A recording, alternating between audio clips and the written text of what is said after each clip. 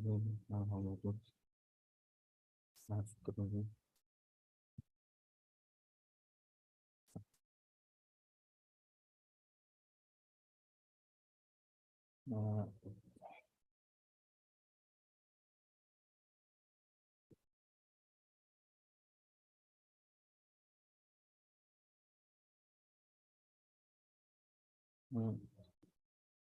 Krishna. Am I audible? Krishna Prabhu, yes, you're audible. Okay, my screen is visible, huh? Yes, visible. Okay, so we'll start with the Mangalacharan. Om Ajnanatimrantasya Jnananjana Salakaya Chakshurumilitam Yena Tasmai Sri Gurave Namah Sri Chaitanya Manu Vishtam Sthapitam Yena Bhutale Swayam Rupa Gadamayam Dadati Swapatantikam Vandeyam Sri Guru Sri Yudapatakalam Sri Gurun Vaishnavamcha Sri Rupam Sagarjatam Sagana Raghunathan Vidam Stam Sajivam Sadvaitam Savadutam Paljana Saitam Krishna Chaitanya Devam Sri Radha Krishna Padan Sagana Lalita Sri Visakanitam Sa हे कृष्णा करुणा सिंधु दीनबंधु जगतपति गोपेशा गोपिका कांता राधा कांता नमोस्तुते तप्त कांचन गौरांगी राधे वृंदावनेश्वरी वृषभानुसुते देवी प्रणमामि हरिप्रिये वाञ्छाकल्पतरुभ्यश्च कृपा सिन्धुभ्येव च पतितानां पावनेभ्यो वैष्णवेभ्यो नमो नमः श्रीकृष्ण चैतन्य प्रभु नित्यानंद श्री अद्वैत गदाधर श्रीवासादि गौरभक्तवृंद हरे कृष्णा कृष्ण कृष्ण हरे हरे हरे राम राम राम हरे हरे हरे कृष्णा कृष्ण कृष्ण हरे हरे हरे राम राम राम हरे हरे हरे कृष्णा कृष्ण कृष्ण हरे हरे हरे राम राम राम हरे हरे ओम नमो भगवते वासुदेवाय ओम नमो भगवते वासुदेवाय ओम नमो भगवते वासुदेवाय Hare Krishna. So the title of today's topic is on Paraṁ Brahma or Supreme Brahman.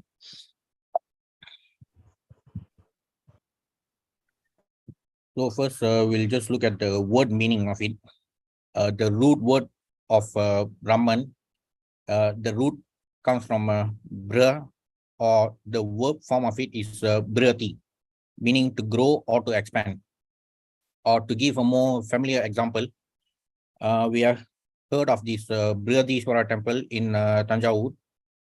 Brihat Ishwara simply means Brihat meaning big or great. Ishwara means Lord.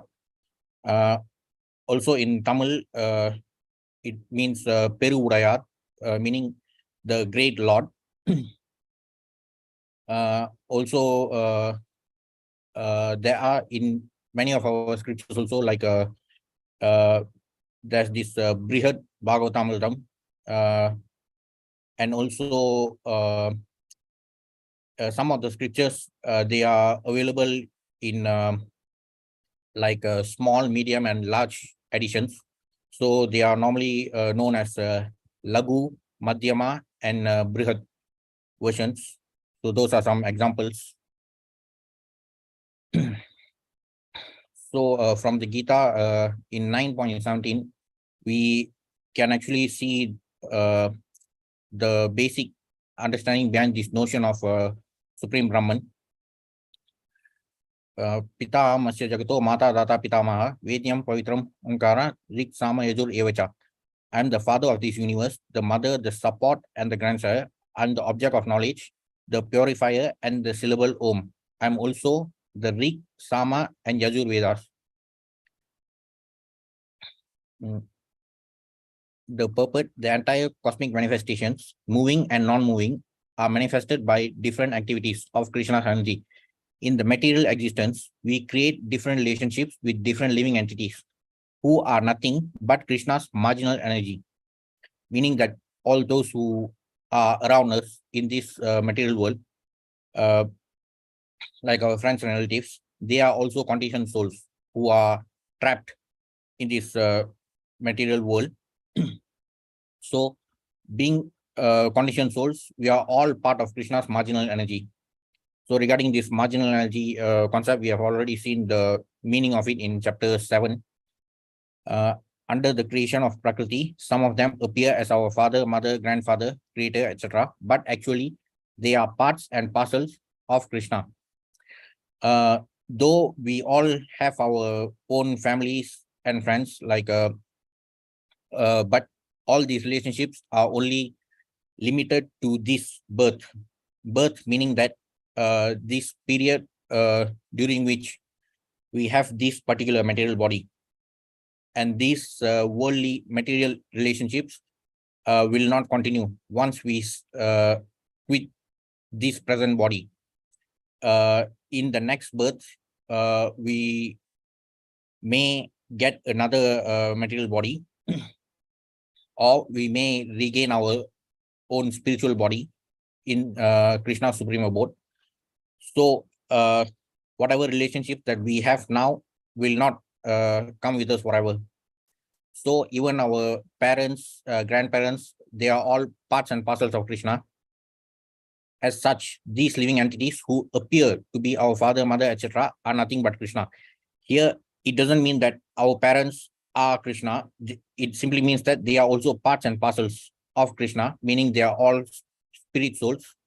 So in that sense, we are all identical because we have all emanated from the same origin, that is Krishna. In this verse, the word Data means creator. Not only are our father and mother parts and parcels of Krishna, but the creator, grandmother, and grandfather, etc., are also Krishna. Actually, any living entity being part and parcel of Krishna is Krishna. All the Vedas, therefore, aim only toward Krishna. Whatever we want to know through the Vedas is but a progressive step towards understanding Krishna. So, first, the example given was regarding our parents and other relatives. Then, towards the end of the paragraph, it is stated actually any living entity being part and parcel of Krishna is Krishna. So, even all the other living entities who are embodied in the form of animals and plants, they are also Krishna in the sense that they are also parts and parcels of Krishna. That subject matter which helps us purify our constitutional position is especially Krishna. So currently in this material body, our position is materially contaminated. Originally, we are parts and parcels of Krishna, meaning we are fragments of the supreme Lord. However, due to material contamination, we are trapped in this material body, and therefore, only through purification we can regain our original identity.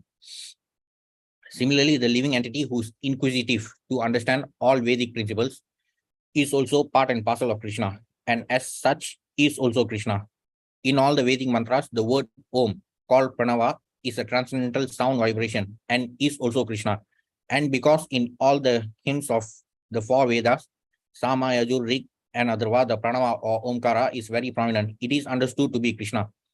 So far we have seen the meaning of the word Brahman, which actually originated from the root word Briha or Brihat, meaning to expand or grow. So Brahman refers to that original source from which all the creations emanated. So that original spark of the Supreme Brahman is what created the entire creation, including all the living entities. So in that sense, we being individual spirit souls, we are also qualitatively equal to our source, to the Supreme Brahman. And in that sense, we are also considered Brahman, but it is only in terms of qualitative equality. And in chapter 10, 10.8, the first verse of the Chatusloki Gita, Aham sarvasya pravo matta sarvam pravartate iti matva padantemam buddha bhava samanita. I am the source of all spiritual and material worlds. Everything emanates from me. The wise who perfectly know this engage in my devotional service and worship me with all their hearts. So it is stated here that Krishna is the source of all spiritual and material worlds. The entire creation with all the living entities, they can be divided into the spiritual and material worlds. So in the spiritual world, there are two main divisions, Goloka and Vaikuntha regions. So in the Goloka region, Krishna, from his Swayam Rupa, there are many expansions which emanate from his Swayam Rupa. So his expansions reside in every dham in the Goloka region. like the three dhams in Goloka region, Vrindavana, Mathura, and Dwarka. So his expansions are all there in all these dhams, and the Adi Chaturvyuha or primary Chaturvyuha expansion happens in Goloka to create these four expansions of Vasudeva, Sankarsana, Pradyumna, and Aniruddha. This is the Adi Chaturvyuha primary. Then when the spark reaches the Vaikuntha region, more expansions, mostly the Narayana form of expansions are created. And these expansions also occupy the Vaikuntha planets. And within the Vaikuntha region, the Dvitiya Chaturvyuha takes place, meaning the secondary creation of the Chaturvyuhas. And this Chaturvyuha, this secondary Chaturvyuha becomes the source for the avatars in the material world. So from the Vaikuntha region, the spark reaches the material world. In Bhagavatam 2.6.20, it is stated that the spiritual world consists of 3/4 of the Lord's energy. So Goloka and Vaikuntha, together they form the entire spiritual world, which makes up about 3/4 of the Lord's energy. The spiritual world, which consists of 3/4 of the Lord's energy, is situated beyond this material world, and it is especially meant for those who will never be reborn. Others who are attached to family life and who do not strictly follow celibacy vows must live within the three material worlds. So actually this chapter 6 from the second canto is titled Purusha Sutta Confirmed. We have actually seen this chapter in some of our previous sessions. This chapter covers the conversation between Narada Muni and Lord Brahma, where Narada Muni asks Brahma about who inspires Brahma to do his task of creation.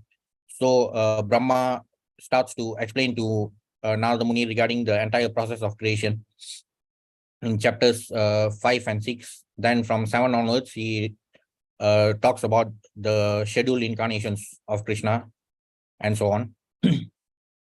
Then, so as we saw earlier, from the spark from the spiritual world, the Dvitiya Chaturvyuha or the secondary Chaturvyuha reaches the material world. So in the spiritual world, all the expansions are known as expansions. And when they descend to the material world, they are known as avatars. So beginning from the first Purusha avatar, that is Karnodakashaya Vishnu, then Garbhodakashaya Vishnu, Shirodakashaya Vishnu, and all the other categories of avatars. Leela avatar, Guna avatar, Shakti avatar, Yuga avatar, and Manvantara avatars. All these avatars are discussed in the first canto, chapter 3, titled Krishna is the source of all incarnations. And even in chapter, in canto 2, chapter 7, it's titled Scheduled Incarnations of Krishna. That chapter is explained by Lord Brahma to Narada Muni. So in both these chapters, the word used is incarnation or avatar. It simply means that the avatars or incarnations have descended to the material world from the spiritual world. So as stated in the verse, Gita verse 10.8, Krishna is the source of all spiritual and material worlds. He is the source of the entire creation. So that is how the Supreme Brahman expands himself throughout the entire creation and pervades it. So it's also stated in 2.6.19 of Bhagavatam that the material world is 1/4 of the entire creation. The Supreme Personality of Godhead is to be known as the supreme reservoir of all material opulences by the 1/4 of his energy in which all the living entities exist. Deathlessness, fearlessness, and freedom from the anxieties of old age and disease exist in the kingdom of God, which is beyond the 3 higher planetary systems and beyond the material coverings. So the entire material world is just 1/4 of the Supreme Lord's total energy. Then another verse from Gita, which is related to the relationship between Supreme Brahman and Brahman in the sense of living entities. In 15.7, Krishna says, Mama Yavanso Jivaloke, Jiva Bhuta Sanatana, Manashashtani Prakrishtani Karshati. The living entities in this conditioned world are my eternal fragmental parts. Due to conditioned life, they are struggling very hard with the six senses, which include the mind. So this is a very important verse, but we'll not look into the details of the purport now. We'll be doing it towards the conclusion of our session today. But here the important keyword is that my eternal fragmental parts. So we'll be looking at the purport and the significance of it and how it relates to today's topic when towards the conclusion of the session. So it will we'll be looking at the relationship between the Supreme Brahman and Brahman in the sense of living entities. And also the word Brahman is it is a noun which is known in Harinamamrita Vyakaranam. It is known as Vishnu Jana Anta Brahmalinga noun. Actually, the most prominent grammar system of Sanskrit is the Panini grammar system, known as Ashtadhyayi. But during the time of Chaitanya Mahaprabhu, Srila Jiva Goswami came up with this grammar system known as Harinamamrita Vyakaranam. So in that grammar system, all the sutras or grammar rules are composed of sutras which consist of Harinams.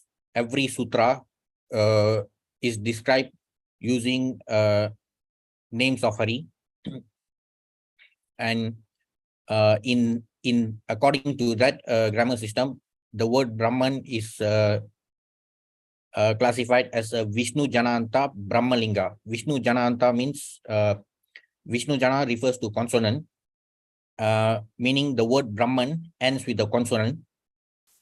Even na in Sanskrit is also a consonant, so it ends with a consonant, and it is regarded as Brahmalinga. Purushottam Linga refers to the male gender, Lakshmi Linga refers to female gender, and Brahmalinga refers to neuter gender. So Brahman, based on the word Brahman, based on the rules of grammar, denotes that it is a neuter concept.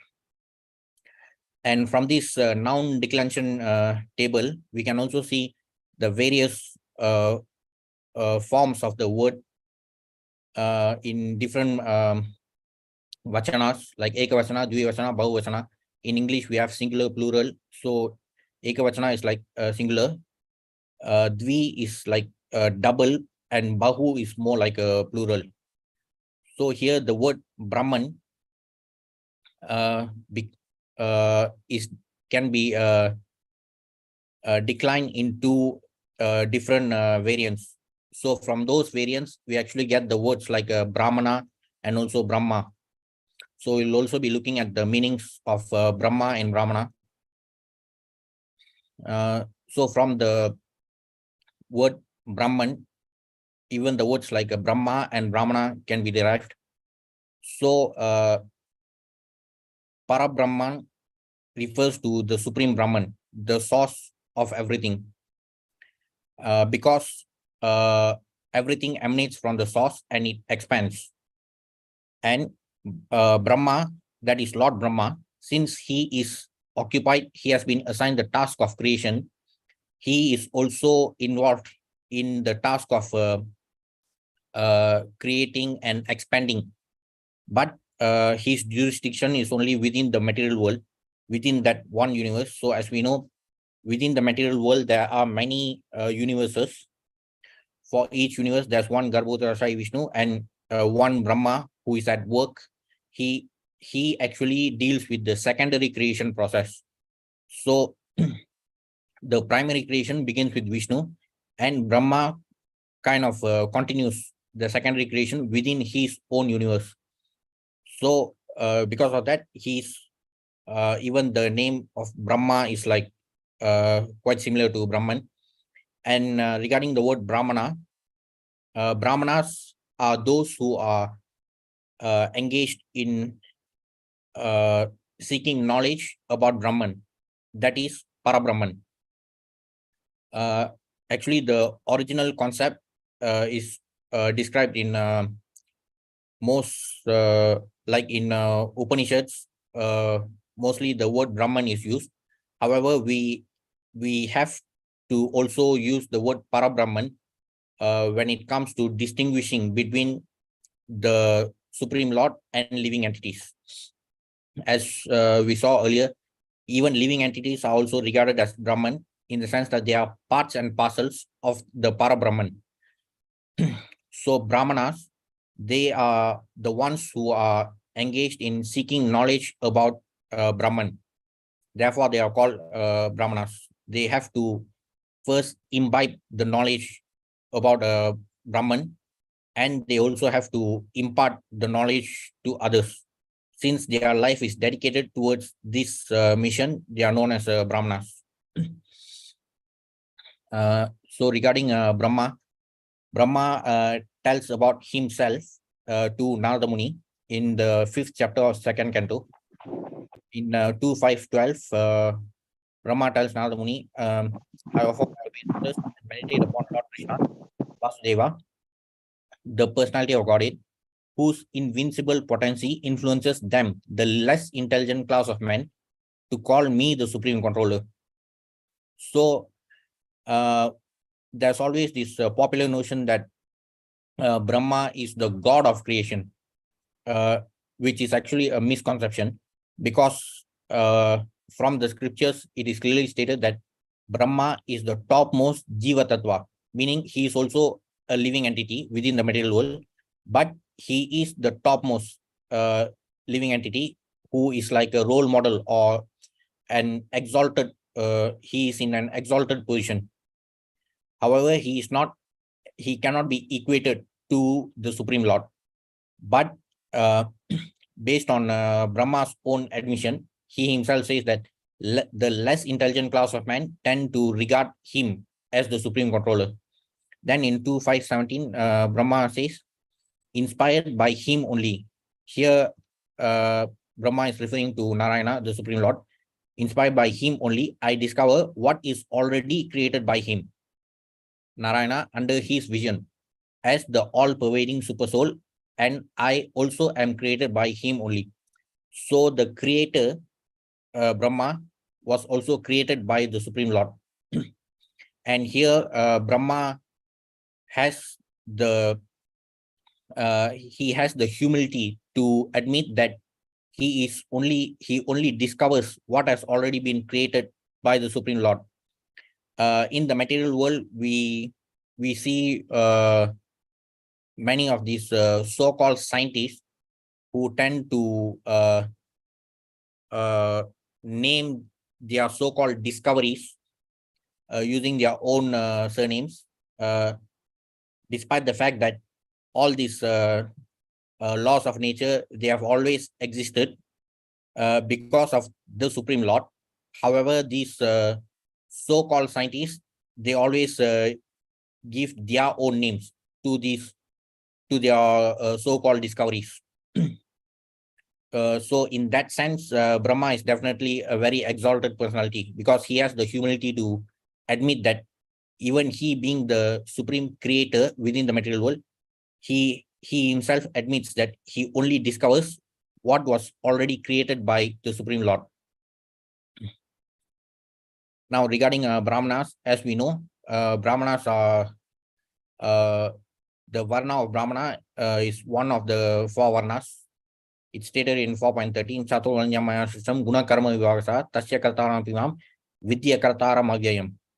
Krishna says, according to the 3 modes of material nature and the work associated with them, the 4 divisions of human society are created by me. And although I am the creator of this system, you should know that I am yet the non-doer, being unchangeable. So Krishna created the Varna system, and the Varna of Brahmanas are associated with the mode of goodness. However, the mode of goodness is also another mode of material nature, though it is it appears to be the best among the three. Still, it remains a mode of material nature. In 18.41 also Krishna says, Brahmana Kshatriya Vaisham Shudranam Cha Parantapa Karmani Pravibhaktani Swabhava Prabhaver Guni. Brahmanas, Kshatriyas, Vaishyas and Sudras are distinguished by the qualities born of their own natures in accordance with the material modes or chastiser of the enemy. So from the scriptures, we can clearly see that the Varna system has got nothing to do with birth. It has got everything to do with gunas and karmas. However, since the vast majority of people in our community are not interested in reading authentic scriptures, so when there's always this propaganda that the Varna system is based on birth, then nobody is able to counter such malicious propaganda. But if we turn to the pages of authentic scriptures, we can easily find all the real answers. Then in 18.42, the gunas, the qualities of Brahmana are stated. Samo damas tapas saucham, shantirajama mevacha, jnana vinyana mastikyam, brahma karma swavajam. Peacefulness, self-control, austerity, purity, tolerance, honesty, knowledge, wisdom, and religiousness. These are the natural qualities by which the Brahmanas work. So this verse was also spoken by Krishna in chapter 18, meaning that Krishna says that those who have these qualities, they are regarded as Brahmanas. Krishna does not say that those who have surnames like Dvivedi, Trivedi, or Chaturvedi, or Mishra, Krishna does not say that those who have certain surnames are Brahmanas. So in Vishnu Purana, there's this prayer, regardless of the fact that the Brahmanas are also part of the quality of Brahmanas are associated to the mode of goodness. Still, Brahmanas are still, they have this exalted position, highly revered, because they are engaged in the task of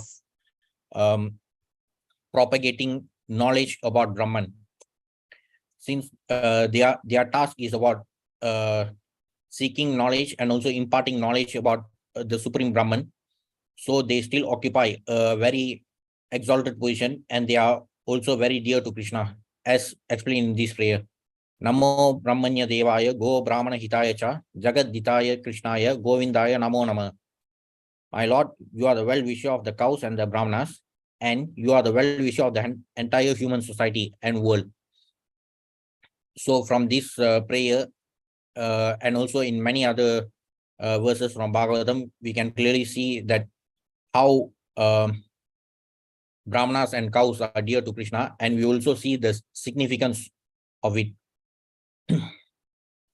The purport of this mantra, that the protection of cows and Brahmanas are, the mantra establishes the importance for the protection of cows and Brahmanas. Brahmanas are the symbol of spiritual education, and cows are the symbol of the most valuable food. These two living creatures, the Brahmanas and the cows, must be given all protection. That is real advancement of civilization. In modern human society, spiritual knowledge is neglected and cow killing is encouraged. It is to be understood then that human society is advancing in the wrong direction and is clearing the path to its own contamination. A civilization which guides the citizens to become animals in their next lives is certainly not a human civilization. The present human civilization is, of course, grossly misled by the modes of passion and ignorance. It is a very dangerous age, and all nations should take care to provide the easiest process, Krishna consciousness, to save humanity from the greatest danger. So it is clearly stated here regarding the significance of Brahmanas and cows, and that's why they are both dear to Krishna. However, in Kali Yuga, since Brahmanas, though at least those who claim to be Brahmanas, merely because of their surnames, and it's often amusing that such Brahmanas are always very desperate to prove their identity.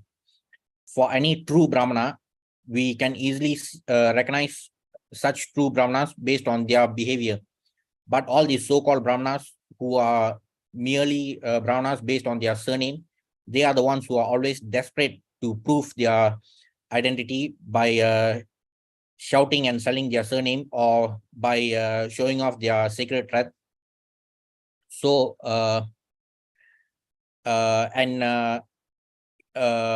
such people also proudly proclaim that, even I'm a Brahmana, but I eat non-veg. Even I'm a Brahmana, but I eat beef. So, from this prayer from in the Vishnu Purana, we can see how the special position of Brahmanas and cows, how they are dear to Krishna. But in Kali Yuga, it has come to such a degraded point where even the Brahmanas are engaged in cow killing, because even meat consumption is like encouraging cow killing. And when it is done by the so-called Brahmanas, then there's nothing worse than that.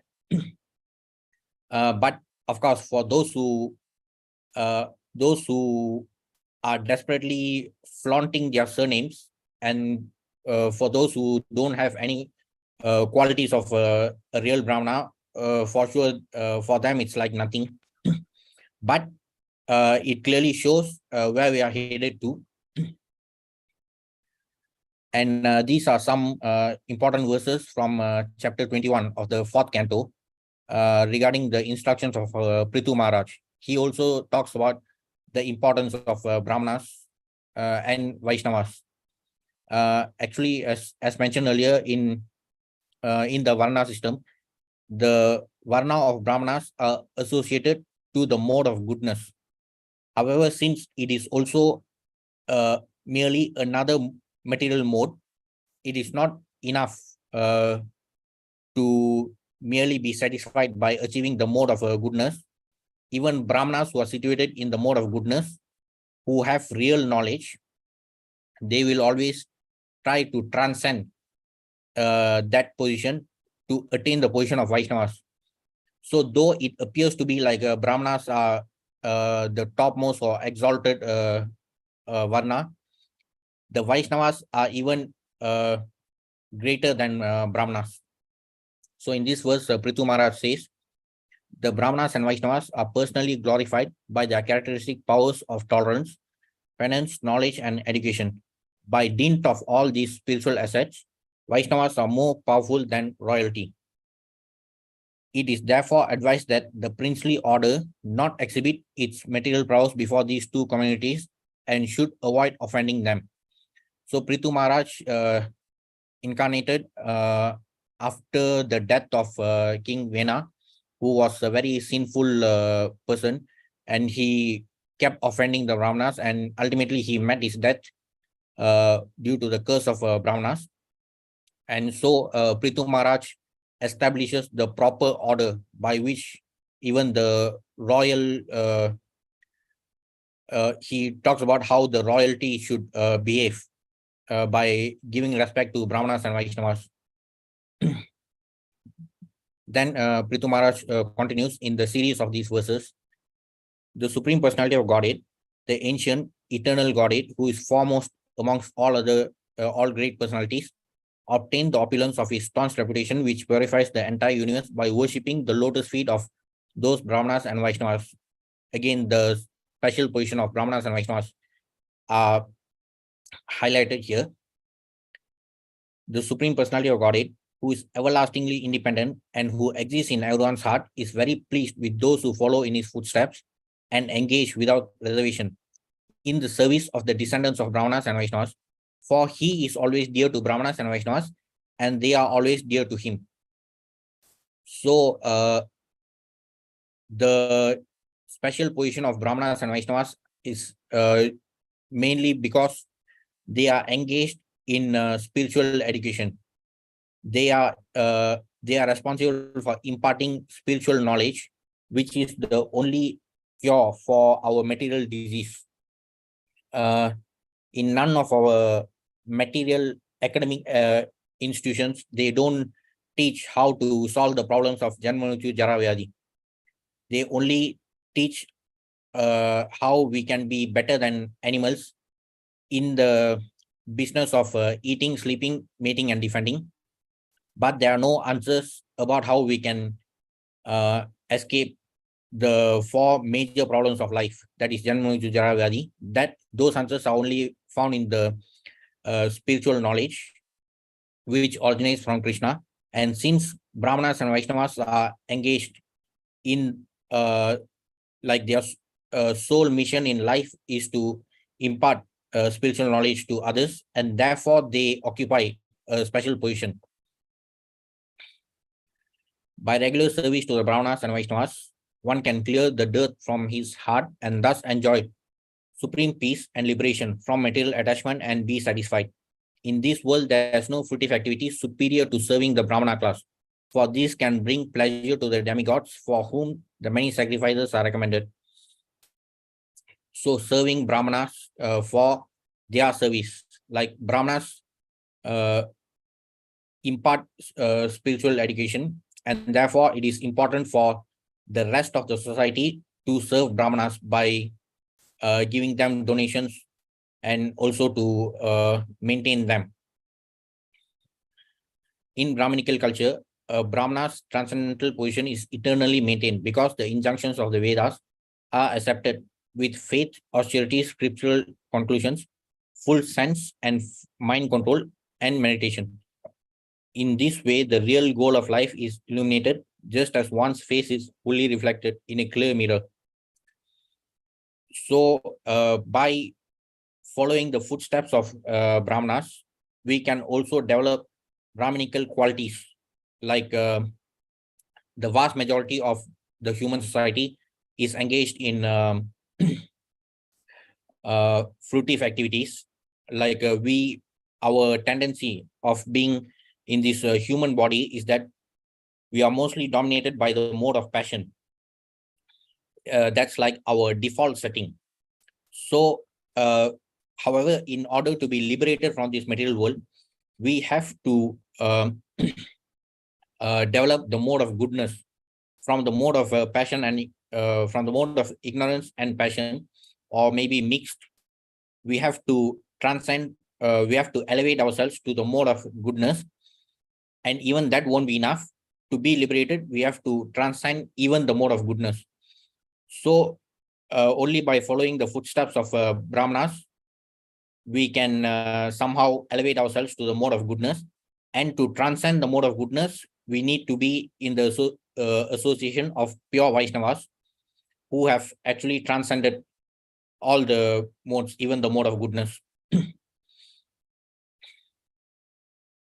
Oh, respectable personalities present here. This is still part of Prithu Maharaj's address. He says, oh, respectable personalities present here, I beg the blessings of all of you that I may perpetually carry on my crown the dust of the lotus feet of such Brahmanas and Vaishnavas until the end of my life.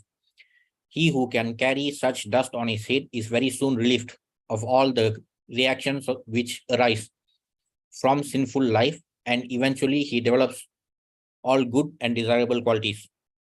So Prithu Maharaj here, he is exhibiting the true quality of how a king should behave. In Gita also, in chapter 3, 3.21, Krishna says, Yajya Jacharti Stesas Tattateve Taro Jana Sayat Pramanam Kurte Lokas Tatanu Vartate.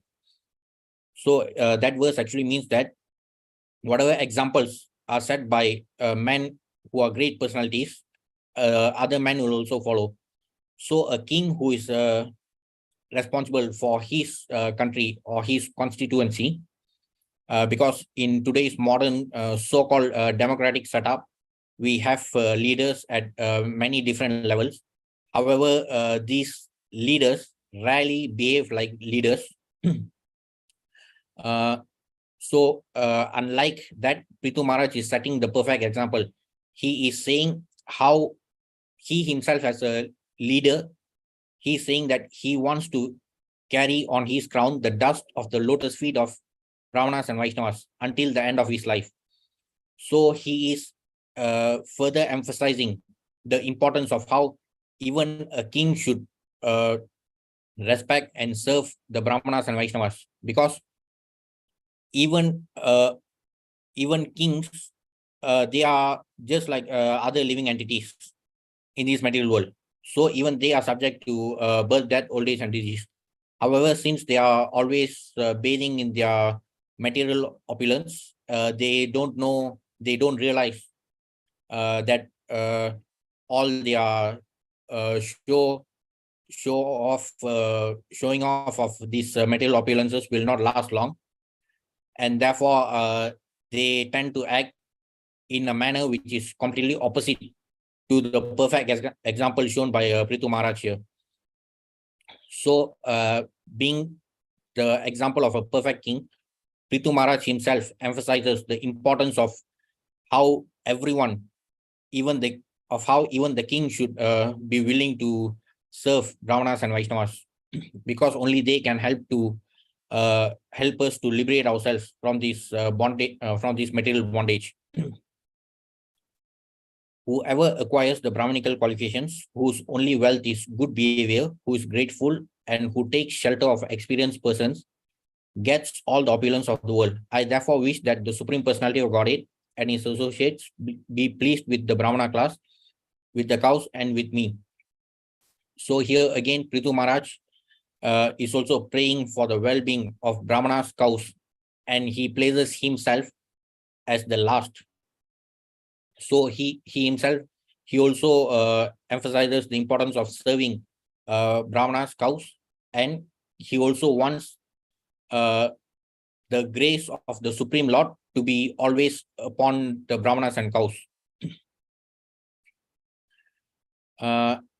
So we have clearly seen how the Brahmanas have acquired such an exalted position. It is simply because they are engaged in the business of seeking and imparting the spiritual knowledge. They are doing this noble profession of imparting spiritual knowledge about how conditioned souls can be liberated from this material world. So that's why they are regarded as very exalted personalities. This is completely opposite to the malicious propaganda which is often carried out against the Brahmanas. However, that also cannot be avoided, because since we are now living in Kali Yuga, even most of the Brahmanas are rarely living like Brahmanas. And actually, it was also predicted in the scriptures, like in the 12th canto of Bhagavatam, it is stated, Vipratve Sutram Evahi. A man will be known as a Brahmana just by his wearing a thread. This is from the second chapter of the 12th canto, titled Symptoms of Kali Yuga. It was already predicted that Brahmanas in this age will only be identified by their sacred thread. And there's also a very interesting example from this political family in India. There's this family which has been cannibalizing on Indian people for more than 6 decades. So this dynasty is such that they always they are willing to do anything for votes. So if you just Google Janudari Brahmin or something, you can find this particular bunch of jokers who wear their sacred thread on top of their shirt. Because whenever they are too desperate for getting votes, they tend to do all this. They are engaged in all this type of circus. They are like very desperate to prove that they belong to the Brahmin clan and all sorts of nonsense. But they do it only for votes. However, today the voters in India are they are much wiser today compared to 6 decades ago. So that's just one example of how degraded Kali Yuga is. It's actually even more degraded than what was predicted in the scriptures. Then from the purport of 4.13. As we saw earlier in 4.13, Krishna says, Chaturvarnya Maya system, Guna Karma Vibhagasa, Tasya Kartaram Apiyam, Viti Kartaram Avyayam. Krishna says that the four varnas were created by him according to gunas and karmas. So in one part of the purport, Prabhupada says, the tendency of a particular man toward work is determined by the modes of material nature, which he has acquired. Such symptoms of life, according to the different modes of material nature, are described in the 18th chapter of this book. In 18th chapter of Gita, like in the 4th chapter, 4.13, Krishna merely states that the four varnas were created by him based on gunas and karmas. But in the 18th chapter, more details about the varnas are given, starting from 18.41. Then in 18.42, we saw the qualities of brahmanas. Then in 18.43, the qualities of kshatriyas are given. Then in 44, the qualities of vaishyas and sudras are given. A person in Krishna consciousness, however, is above even the brahmanas. So the brahmanas are associated to the mode of goodness, but any brahmana or any other person who is able to transcend even the mode of goodness will become a Vaishnava. So any person who is in pure Krishna consciousness can become a Vaishnava, and by doing so, he can even be in a position which is more exalted than that of the brahmanas. Although brahmanas by quality are supposed to know about Brahman. So as mentioned earlier, the word brahmana itself came from, it simply means that brahmanas are those who are engaged in the occupation of seeking knowledge and imparting knowledge about Brahman. Although brahmanas by quality are supposed to know about Brahman, the supreme absolute truth, most of them approach only the impersonal Brahman manifestation of Lord Krishna. So since brahmanas are associated with the mode of goodness, and the mode of goodness is also another mode of material nature, only when they, even for brahmanas, the onus is on them to seek knowledge and to improve themselves before they can actually impart knowledge to others. So when a brahmana is not so, when he himself is not so devoted to his profession of seeking knowledge and imparting knowledge, so he himself will have a very half-baked understanding about the Supreme Brahman. And because of that, many so-called brahmanas, especially those in Kali Yuga, they don't have the complete understanding about the Supreme Brahman, and they tend to be in the,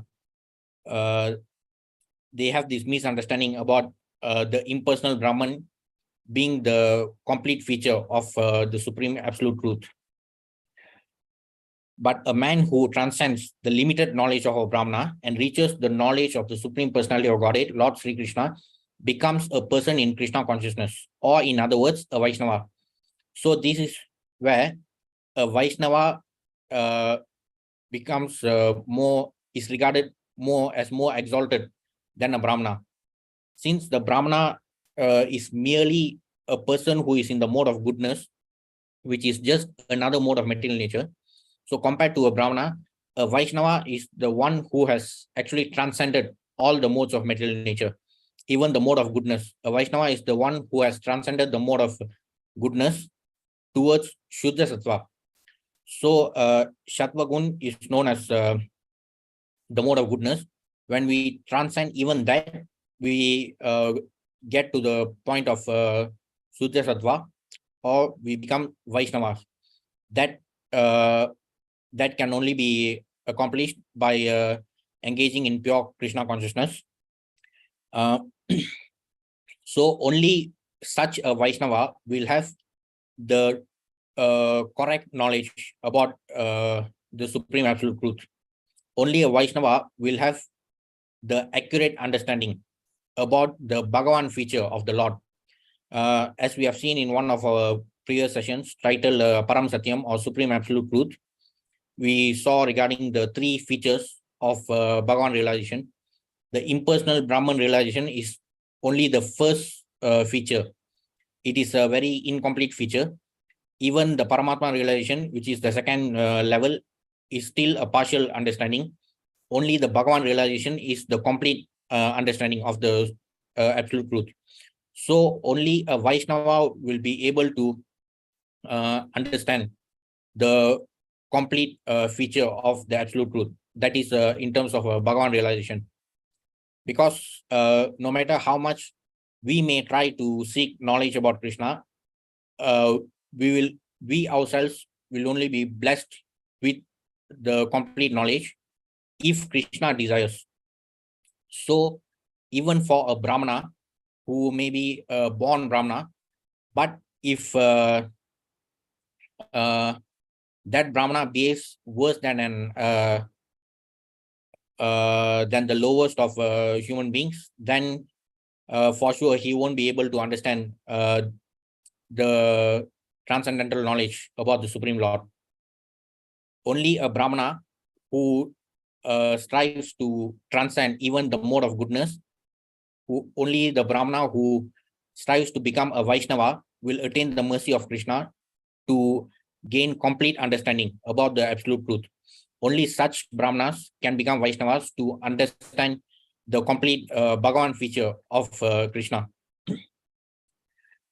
Krishna consciousness includes knowledge of all different plenary expansions of Krishna, namely Rama, Narasimha, Varaha, etc. And as Krishna is transcendental to this system of the four divisions of human society, a person in Krishna consciousness is also transcendental to all divisions of human society, whether we consider the divisions of community, nation, or species. So this Varna system is actually the ideal system, which regardless of all the malicious propaganda by so-called intellectuals, the Varna system is still being followed by all the countries in all over the world. Which country does not have knowledge workers? Which country does not have armed forces? Which country does not have the mercantile class? So all the countries follow the Varna system, whether knowingly or unknowingly. However, they simply want to engage in this malicious propaganda against Sanatana Dharma by defaming it. However, it is the inherent nature of us as human beings to engage in this business based on the Varna system, which was created by Krishna. So regardless of the fact that how, no matter how much these people may spread propaganda, at the end of the day, they are also engaged in the same business as prescribed by the Varna system in all the countries. However, the main goal of us as human beings in our human form of life, we can be engaged in our material affairs, in our material business, according to the Varna system. However, our spiritual goal should be to transcend our Varna to become a Vaishnava in this human form of life.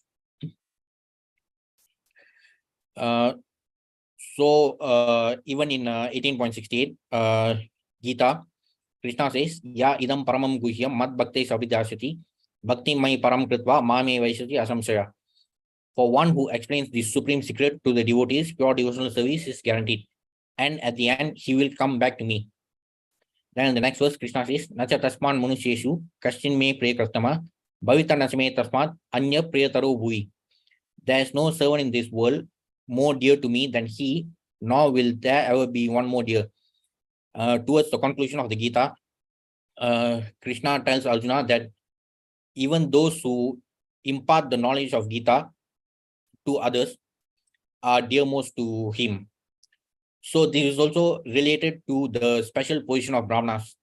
Since Brahmanas are engaged in the business of seeking knowledge about Brahman, and also they are in the business of imparting knowledge about the Supreme Brahman to others, they are dearmost to Krishna. So even Vaishnavas who impart the knowledge of Gita and other transcendental knowledge in the scriptures are also dearmost to Krishna, because they are all helping other living entities, other conditioned souls, to get to be liberated from this material bondage. So this is based on Krishna's words in the Gita itself.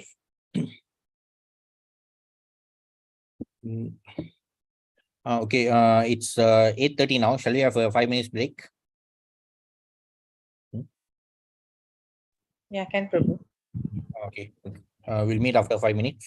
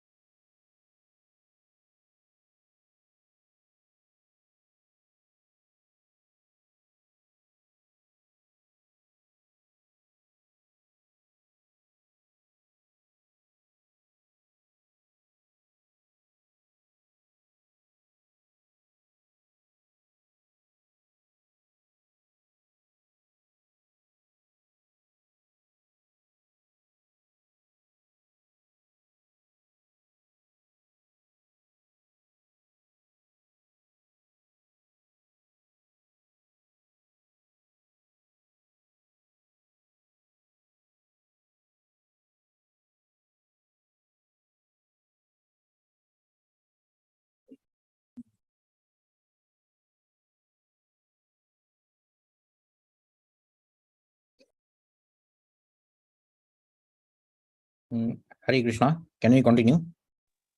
Yes, Prabhu. Can Prabhu. Okay. In the first half, we saw regarding the meaning of the word Brahman, and we also saw other variations of the word Brahman, like Brahma and Brahmana, and we also saw how Brahma and Brahmana occupy a special and exalted position, in the sense that since they are also engaged in, like, Brahma is engaged in the business of creation within the material world. So even that the word Brahma is like similar to Brahman, and Brahmanas are engaged in the business of seeking and imparting knowledge about the Supreme Brahman. From now onwards, we are going to look at the concept of Brahman itself. Here, we are going to look at the Supreme Brahman or Parabrahman, that is the Supreme Lord. So from now onwards, we'll be fully focusing on that concept of Supreme Brahman. In the Ishopanishad invocation mantra, it is stated, Om Purnamada Purnamidam Purnat Purnam Udachyate Purnasya Purnamadaya Purnam Eva Vasishyate. The personality of Godhead is perfect and complete, and because he is completely perfect, all emanations from him, such as this phenomenal world, are perfectly equipped as complete wholes. Whatever is produced of the complete whole is also complete in itself. Because he is the complete whole, even though so many complete units emanate from him, he remains the complete balance. So if we look back at the meaning of the word Brahman, it came from the root word Briha or Brihati, which means to grow and expand. So the source of the entire creation is the Supreme Brahman, who is the complete whole. Many individual units or complete units emanate from him. But despite that, the complete whole remains the complete balance. So it's not like just because 100 new living entities emanate from the Supreme Lord, he doesn't lose his something like credit balance or something. His energy is inexhaustible, avyayam.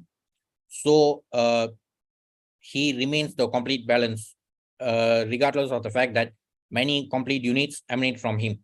So that is the concept of Supreme Brahman. So in that sense, the Supreme Brahman is the complete whole, and all other complete units which emanate from him are also regarded as Brahman, which have qualitative equality with the complete whole. So since we as living entities, spirit souls, we also emanated from the Supreme Brahman, we are regarded as Brahman in the sense that we are qualitatively equal to the Supreme Lord or Supreme Brahman. So we'll also look at the purport of the invocation mantra from Ishopanishad. The complete whole or the Supreme Absolute Truth is the complete personality of Godhead. Realization of impersonal Brahman or of Paramatma, the super soul, is incomplete realization of the absolute complete. The Supreme Personality of Godhead is Satchidananda Vigraha. Realization of impersonal Brahman is realization of his Sat feature or his aspect of eternity. And Paramatma realization is realization of his Sat and Chit features, his aspects of eternity and knowledge. So out of the three features of Satchit Ananda, through impersonal Brahman realization, we only get to understand the Sat feature, that is 1/3 of it. And then even by Paramatma realization, we still get to understand only 2/3 of the entire Satchidananda features. But realization of the personality of Godhead is realization of all the transcendental features, Satchit and Ananda bliss. When one realizes the Supreme Person, he realizes these aspects of the Absolute Truth in their completeness. Vigraha means form. Thus, the complete whole is not formless, meaning it is the truth is completely opposite to what is propagated by other schools of thought.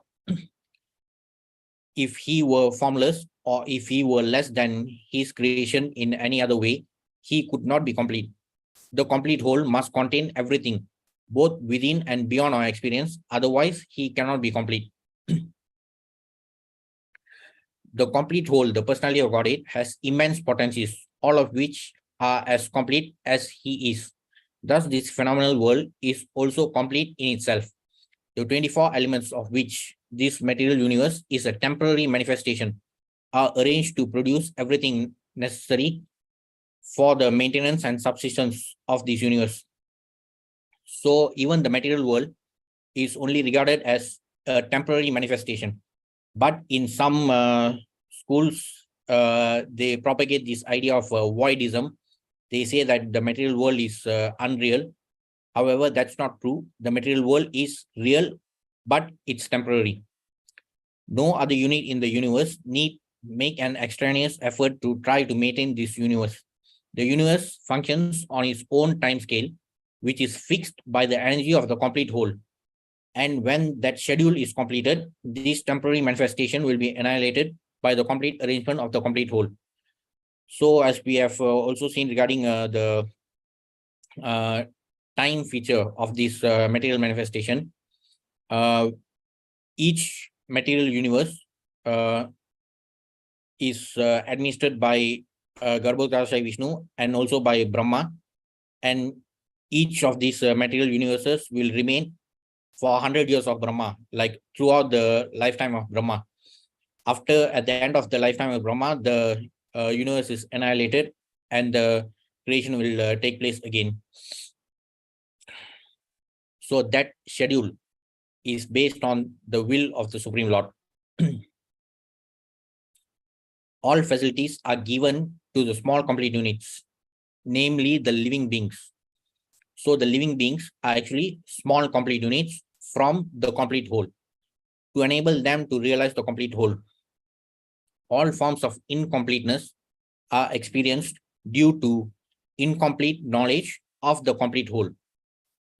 So even those who are engaged in seeking knowledge about the absolute truth, if they end up with incomplete or partial understanding of the absolute truth, like impersonal Brahman or Paramatma realization, that is still incomplete, and therefore we cannot really make the most out of our human form of life. Since we have got this rare opportunity with this human form of life, it's best that we make the most out of it with complete understanding about the complete whole. That is Bhagavan realization. The human form of life is a complete manifestation of the consciousness of the living being, and it is obtained after evolving through 84 lakh species of life in the cycle of birth and death. If in this human life of full consciousness, the living entity does not realize his completeness in relation to the complete whole, he loses the chance to realize his completeness and is again put into the evolutionary cycle by the law of material nature. So from the time when we fell into this material world, we have taken 84 lakh forms of life, meaning the material forms of life. So we have resided in 84 lakh apartments before getting this apartment, which is known as the human form of life. And this is a very rare opportunity and a very precious opportunity, which will enable us to liberate ourselves from this material embodiment and regain our original spiritual identity. In order to do that, we have to acquire proper understanding about the Supreme Brahman and also our relationship with him. If we simply believe in aphorisms, like if we misinterpret the aphorisms like Am Brahmasmi, and if we say that I am God, you are God, everyone is God, then this opportunity will be wasted, because we have to understand the Supreme Brahman properly, so that we can also understand our relationship with him.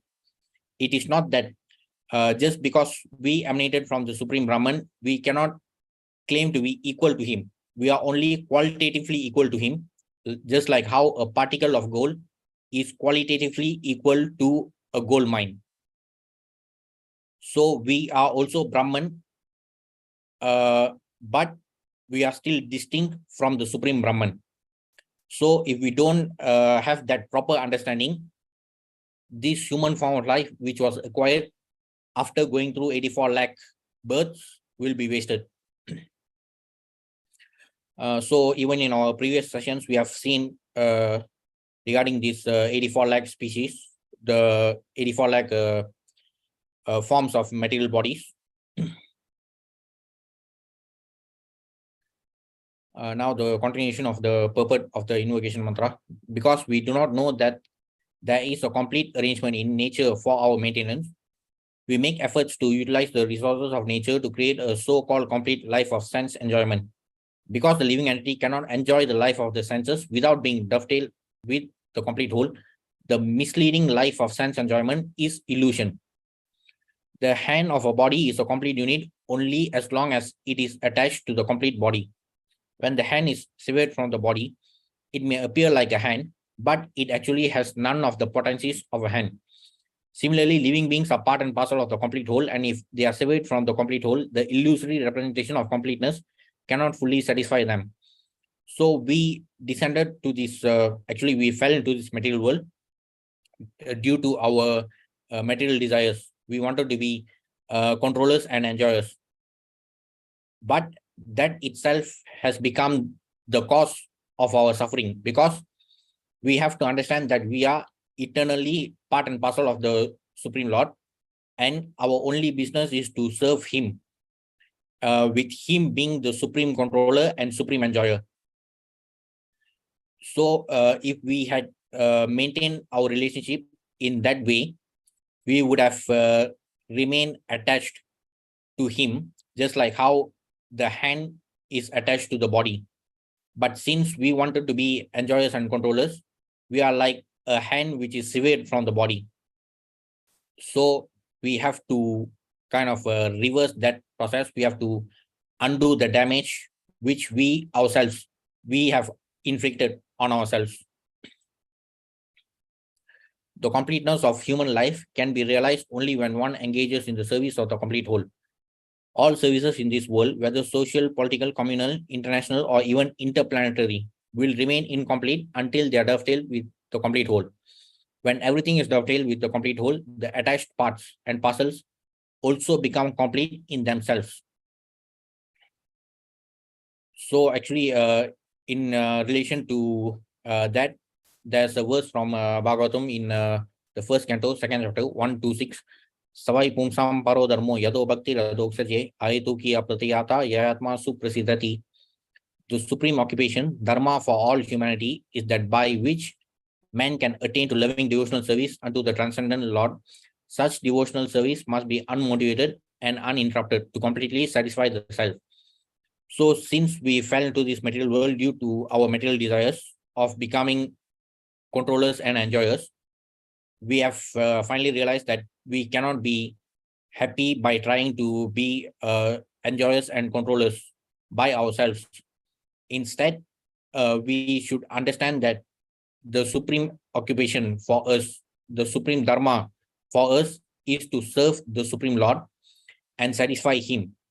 Only when the Supreme Lord, who is the complete whole, is satisfied, only then we who are his part and parcels, only then we can be satisfied. So we have been doing the exact opposite to what we are supposed to do. So through devotional service, we can undo our mistakes. However, before coming to that point, for most of the conditioned souls, they rarely come across their Brahma Jignasa moment. It has been explained in the introduction to Gita that Brahma Jignasa means that we should start with by inquiring about Brahman. So in the material world, many of the conditioned souls rarely start to begin the process of inquiry. we can only realize the true potential of this human form of life when we start our Brahma Jignasa. In Brahma Sutra or Vedanta Sutra, the first sutra is mentioned as Atato Brahma Jignasa, which means that at least now start inquiring about Brahman. So this Brahman clearly refers to the Supreme Brahman, who is the Supreme Lord. As long as we don't start inquiring about the Supreme Brahman, we're actually wasting our human form of life. So this entire spiritual journey is all about this process of inquiry. And therefore, first we have to inquire why we are not happy. We have to inquire why we have, how we can actually be liberated from this material distress.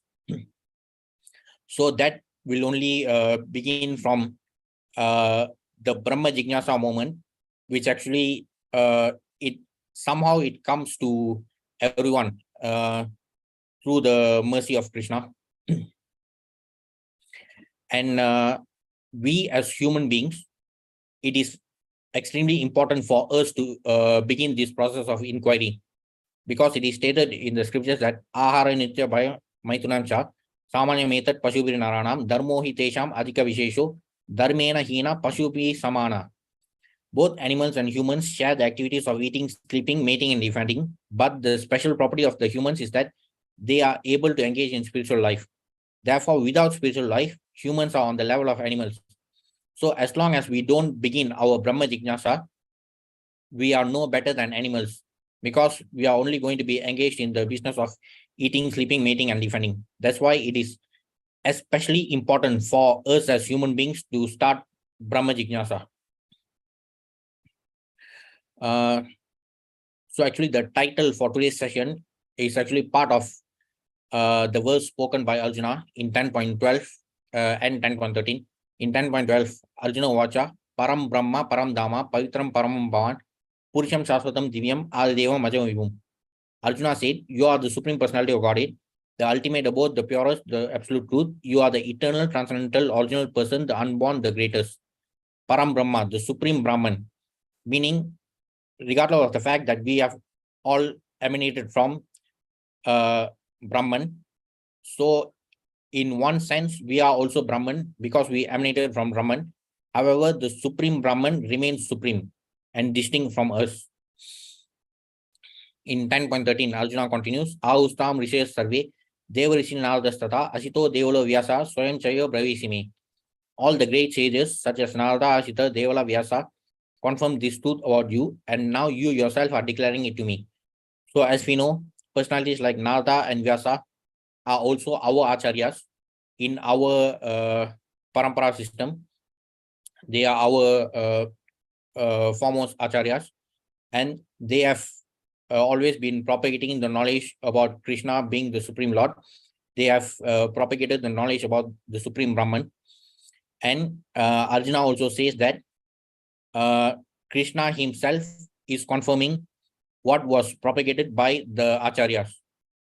So this is the importance of getting knowledge from bona fide acharyas. Bona fide acharyas like Narada and Vyasa, they convey the truth about the Supreme Lord. So there can be no difference between what is conveyed by bona fide acharyas and the words of Krishna. So Arjuna is confirming that what was said by bona fide acharyas is also the same as what is being mentioned by Krishna. What it actually means is that bona fide acharyas will always impart the words of Krishna without any distortion. So from just some parts of the purport, in these two verses, the Supreme Lord gives a chance to the Mayavadi philosopher. For here, it is clear that the Supreme is different from the individual soul. Arjuna clearly says, Parabrahma. Though many people from other schools, they say that the individual soul is equal to the Supreme Lord. Based on the keyword used by Arjuna, Parabrahma, it clearly means that the Supreme Lord is the Supreme Brahman, who is distinct from the other living entities. So this is the explanation with regards to what has been confirmed by Arjuna also, and also by other acharyas. And in most of the Upanishads, the word Brahman is used in many of the mantras in the Upanishads. However, we normally use the word Parabrahma according to the context, where we have to distinguish between the Supreme Lord and the living entities. So it is all stated in the scriptures, especially in the Upanishads. So in these scriptures, the relationship between the Supreme Brahman and the individual living entities are clearly mentioned. So that's why it's important for living entities to always engage in devotional service and to please the Supreme Brahman.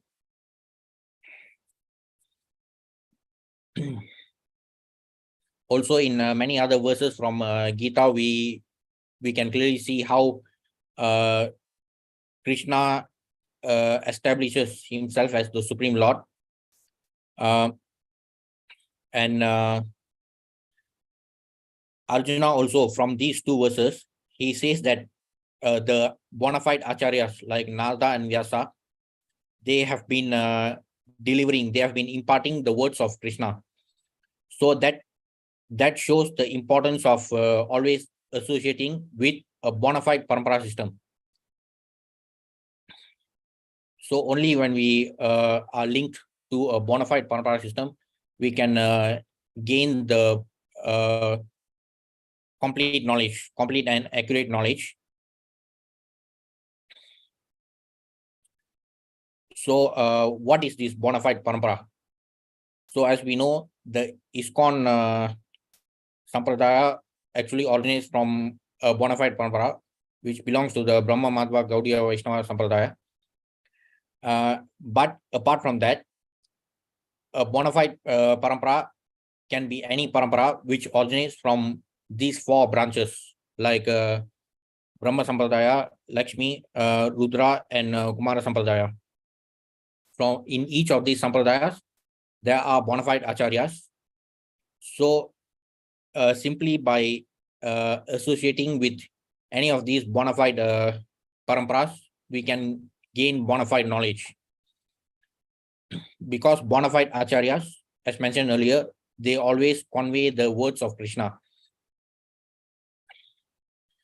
So the Brahma Madhva Gaudiya Vaishnava Sampradaya is actually an offshoot from the Madhva Sampradaya.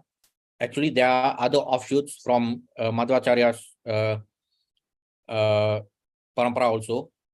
However, as long as every individual acharya maintains by imparting the words of Krishna, the parampara will also remain bona fide. And in Gita also, Krishna himself has emphasized the importance of approaching spiritual master. In 4.34, Krishna says, Tadviti pranipatena pariprashnena sevya upadekshanti te jnanam jnanas tattva darshina. Just try to learn the truth by approaching a spiritual master, inquire from him submissively, and render service unto him. The self-realized souls can impart knowledge unto you because they have seen the truth. So only with the mercy of a spiritual master, we can gain spiritual knowledge. This is completely opposite to what many people think, because for most people, they think that the spiritual knowledge can be gained simply by buying books and by reading on our own. It just doesn't work that way, because even Prabhupada has always conveyed in his lectures that in order for us to be recognized in a certain profession, we have to approach an academic institution. We have to follow all their procedures and get the degree in a bona fide way. So that itself is the procedure for mere material or academic, so-called academic knowledge. So spiritual knowledge is much more complicated and confidential. However, people always have this misconception that they can simply buy books and read on their own. It just doesn't work that way. We need the mercy of spiritual masters for us to properly imbibe the purport of spiritual knowledge. And the mercy of spiritual masters is especially more important considering the fact that we as human beings, we are fallible in the sense that we are always in illusion. We have the tendency to make mistakes. We have imperfect senses, and we also have the propensity to cheat. So spiritual knowledge is far more superior than material knowledge, which is manufactured by human beings. So in order to gain proper understanding of spiritual knowledge, we need the mercy of spiritual masters. It is also important for the disciple to inquire submissively from the spiritual master. The disciple should serve the spiritual master and also inquire from him submissively, like with faith in the spiritual master, not to simply keep challenging the spiritual master. If the disciple does that, he won't be able to gain the mercy of the spiritual master. And if we look at the example of the discourse of Gita itself, we can clearly see that Krishna played the part of the supreme spiritual master. He answered Arjuna's inquiries in 17 chapters, and towards the end, he even asked Arjuna in 18.72. Krishna says, Kachideda Surampata, Tvai Kagrena Chetasa, Kachidakana Sammoha, Ranasache Dhananjaya. O son of Pritha, O conqueror of wealth, have you heard this with an attentive mind? And are your ignorance and illusions now dispelled? After answering all of his Arjuna's inquiries, Krishna still wants to make sure that his disciple has gained proper understanding about the entire Gita. Then in 18.75 also, Sanjaya says that, in 18.75, Sanjaya says, Vyasa Prasada Sudavan, Etad Guhyam Amparam, Yogam Yogeshwara Krishna, Satsat Kadayata Swayam. By the mercy of Vyasa, I have heard these most confidential talks directly from the master of all mysticism, Krishna, who was speaking personally to Arjuna. So as we know, Sanjaya had this divine vision, which was awarded to him by his spiritual master, Vyasa. So again, that's how important, that shows the importance of the mercy of spiritual master. Then in 10.14, Arjuna also says, Sarvameta Ritam Manye Yanma Madasi Kesava, Na ite Bhagan Vyaktim, Vidur Deva Nadanava. O Krishna, I totally accept as truth all that you have told me. Neither the demigods nor the demons, O Lord, can understand your personality.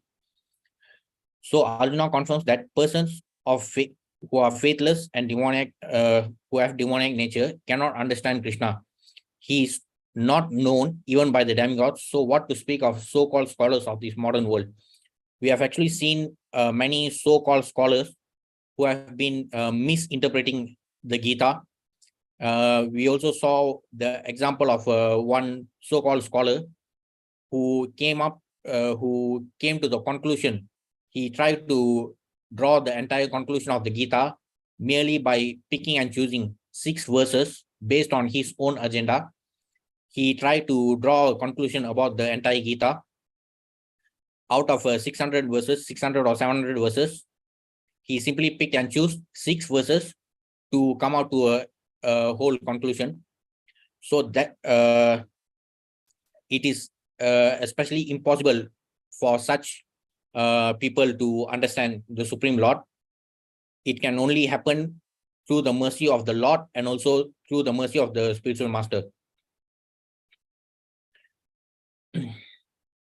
And in order to gain the mercy of the Supreme Lord and the spiritual master, that recipe is also given by Krishna in 14.26. Krishna says, Mamsayo Vicharena, Bhakti Yogena Sevate, Sagunan Samati Yajan, Brahma Boyaya Kalpate. One who engages in full devotional service, unfailing in all circumstances, at once transcends the modes of material nature and thus comes to the level of Brahman.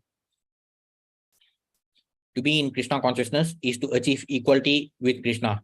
Again, it simply refers to qualitative equality, meaning we as living entities are part and parcel of the Supreme, just as how gold particles are part of a gold mine. So the living entity is qualitatively equal to the Supreme Lord. Thus, the qualification is to become Brahman or freed from all material contamination. It is said in the Vedic literature, Brahmaiva san Brahmapi iti. One can attain the Supreme Brahman by becoming Brahman. This means that one must qualitatively become one with Brahman. By attainment of Brahman, one does not lose his eternal Brahman identity as an individual soul. So by transcending the material modes of nature, we can attain the position of Brahman. However, we still retain our individual identity. And also in 14.27, Krishna has stated that he is the basis of the impersonal Brahman, meaning that this is completely opposite to all those who propagate this notion about impersonal Brahma Jyoti being the ultimate destination. Now we have come to the most important part of today's session. We actually saw this verse 15.7 much earlier, but now we will be looking at the purport. It is clearly stated here that Krishna says that the living entities in this conditioned world are my eternal fragmental parts. So these are the important keywords. My eternal fragmental parts. So we look at the explanation in the purport. In this verse, the identity of the living being is clearly given. The living entity is the fragmental part and parcel of the Supreme Lord eternally. So Krishna himself has stated that living entities are his eternal fragmental parts. It is not that he assumes individuality in his conditioned life and in his liberated state becomes one with the Supreme Lord. He is eternally fragmented. It is clearly said, Sanatana. So we are eternal fragmental parts of Krishna, meaning that even before being embodied in this material body, we were fragmental parts of Krishna, meaning that we were also individuals in our original position. And even after being liberated from this material world, we will still remain as individual spirit souls, individual liberated souls in the spiritual world. Even in the spiritual world, not just we as living entities, even the various expansions of Krishna, like the Vishnu Tattvas, they are also like individuals, like we saw from the Goloka chart. Even in Goloka region itself, there are various expansions of Krishna. Even those expansions are individuals. Then in the Vaikuntha region also, we saw various other expansions. Even those plenary expansions of Krishna are individuals. So similarly, we are also individual entities, but our main business is to serve Krishna. Similarly, the separated expansions of living entities have their identities as fragmental parts and parcels of the Supreme Lord. The living entities also have fragmental portions of his qualities, of which independence is one. So our independence is such that we had these material desires, and therefore Krishna gave us the freedom. He respected our independence to enjoy sense gratification, and that's why he created the 84 lakh apartments. So the day when we completely realize the futility of our material desires, when we fully realize our mistake, then Krishna will also respect our independence, and hopefully by his mercy, we can regain our original position in the spiritual world. So all the living entities, as mentioned by Krishna, we are all eternal, not temporary manifestations. So the entire purport of this verse, of this one verse, clearly establishes the distinction between Parabrahman, the Supreme Brahman, and the Brahman who are living entities, the parts and parcels. And it is an eternal relationship. We are eternally fragmented parts and parcels of Krishna. So, based on Krishna's words and based on the purport of this one verse, it completely demolishes the other schools of thought which promote impersonalism and voidism. So there's no such thing as voidism or impersonalism. If we look at the purport of this one verse, we are eternally parts and parcels of Krishna, and even after being liberated to the spiritual world, we will remain eternal parts and parcels of Krishna, being in his service. And there are also many other references from other scriptures which say that even after liberation, we will retain our individual identity.